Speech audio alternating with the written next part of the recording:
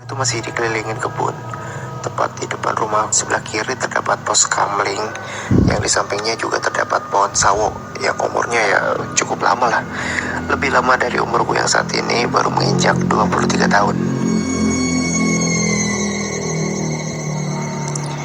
Berawal saat itu, 2 hari setelah Idul Adha, teman-teman gue tuh ngumpul di rumah untuk ya biasalah bakar-bakar, nyate, ngelewat. Pokoknya kegiatan yang seru dan ya biasa kita lakukan setelah dapat daging di Idul Adha. Kondisi saat itu gerimis, ya bahkan untuk bakar-bakar sate pun gue bersama teman gue harus di dalam teras. Jadi kegiatan bakar-bakar pun ya berjalan seperti biasanya.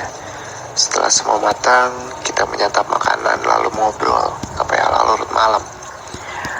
Singkat cerita, saat itu sudah pukul jam 11 malam dan teman-teman gue juga pamit untuk pulang. Tapi ada satu orang teman gue yang dia berniat untuk menginap. Setelah teman-teman gue yang lain sudah pulang, gue bersama teman gue yang satu ini, panggil saja ya namanya Noval. Jam sudah menunjukkan sekitar ya pukul jam 12 malam. Dan kita masih ngobrol di teras sambil ngopi.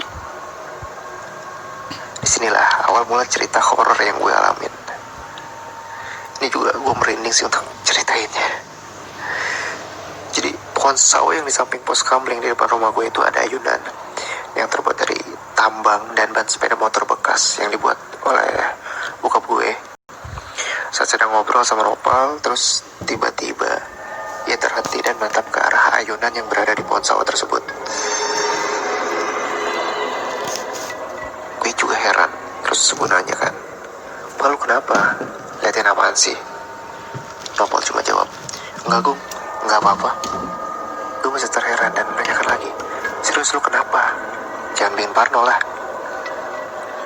Lalu gak lama, Nopal pun diri dan berjalan menuju pohon sawo yang di dekat pos kamling tersebut dengan kondisi tanah yang sedikit becek karena gerimis.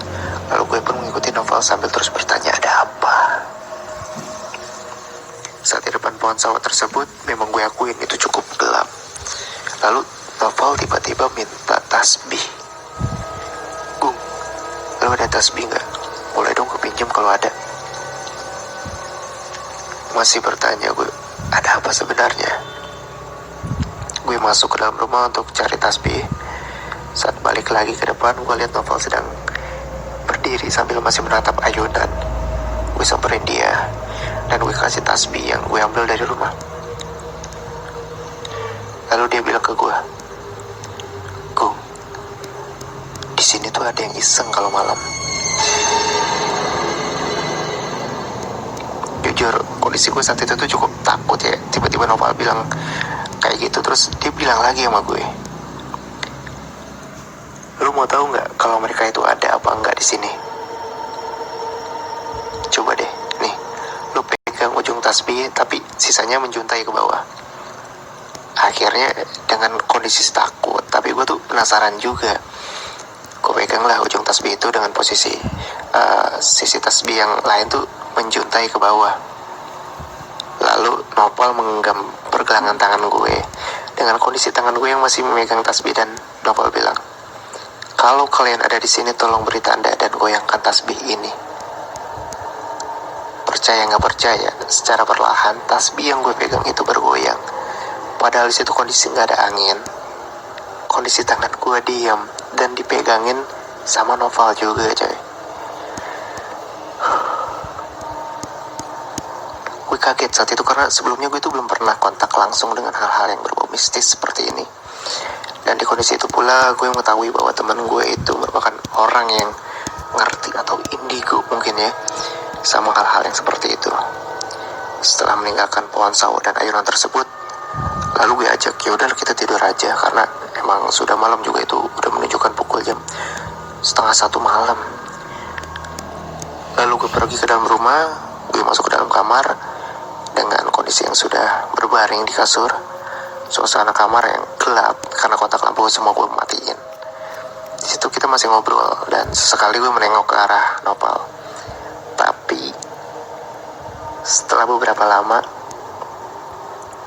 saat gue nengok ke arah Nopal, Saat itu wajah yang gue lihat tidak seperti wajah Nopal sebelumnya. Gue anggap mungkin karena gue ngantuk jadi pandangan sedikit kabur. Ya udahlah, gue pikir ini karena gue ngantuk mungkin.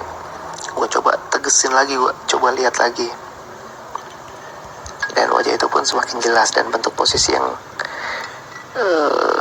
benar-benar bukan Nopal karena rambutnya panjang menjuntai dengan warna kulit yang putih pucat, dan tak lama ada tetesan darah yang keluar dari matanya.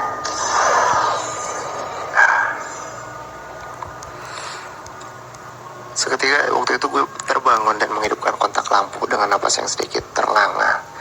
Nopal bertanya, "Lu kenapa, Gung?"